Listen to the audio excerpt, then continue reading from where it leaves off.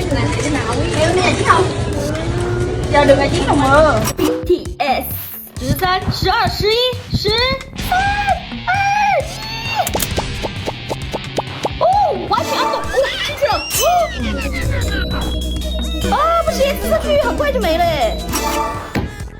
哇，完毕！这是什么？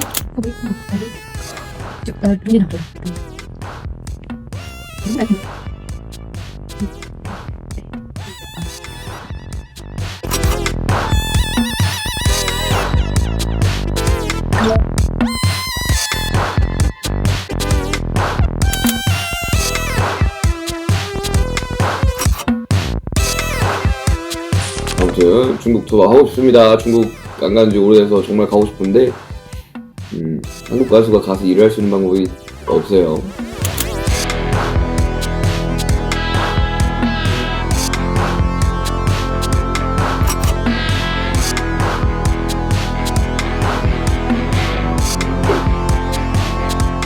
그룹 방탄소년단의 월드투어 일정에서 중국 본토가 제외된 것과 관련해 외신은 이른바 한알령 해제까지는 제법 오랜 시간이 걸릴 것이라고 진단했습니다. 1일 싱가포르의 중국 일간지 연합조보는 한국 보이그룹들이 중국 무대에서 공연하는데 어려움을 겪고 있다며 한국 엔터테인먼트에 대한 금지 조치, 즉 한알령이 해제되기까지는 아직 시간이 걸릴 것으로 보인다고 보도했는데요. 이날 매체는 BTS가 오는 4월 고양 종합운동장 주경기장을 시작으로 전세계 총 34개 도시 82회에 이르는 대규모 월드투어에 돌입하는 것을 조명하며 수많은 K-팝 팬들을 열광시켰다고 밝혔습니다. 이어 BTS는 공식 웨이보 계정 팔로워가 563만 명이 넘지만 이번 투어 일정에 중국 본토 도시가 포함되지 않았다. 내년 3월 홍콩에서 열리는 3회 공연만 확정됐다고 덧붙였는데요. 한알령은 2016년 고고도 미사일 방어체계 사드 배치 이후 중국 정부가 비공식적으로 시행한 한국 관련 규제 조치입니다. 공식적인 법령은 아니지만 사실상 한국 연예인 및 콘텐츠뿐 아니라 소비재와 의료기기 등 다양한 산업에 간접적인 제약으로 작용해왔죠. 이 때문에 K-팝 가수들은 지난 10년간 중국 본토가 아닌 홍콩, 마카오 등지에서만 콘서트를 개최해오기도 했는데요.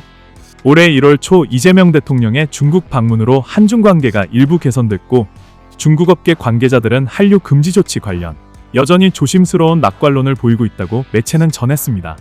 그러면서 전문가들의 의견을 인용해 중국 정부가 점진적으로 제한을 완화하겠지만 그 과정은 매우 더딜 것이라며 K-팝 스타들의 정치적 견해나 입장 등이 공연 허가 과정에서 중요한 고려사항이 될 것으로 보인다고 내다봤는데요.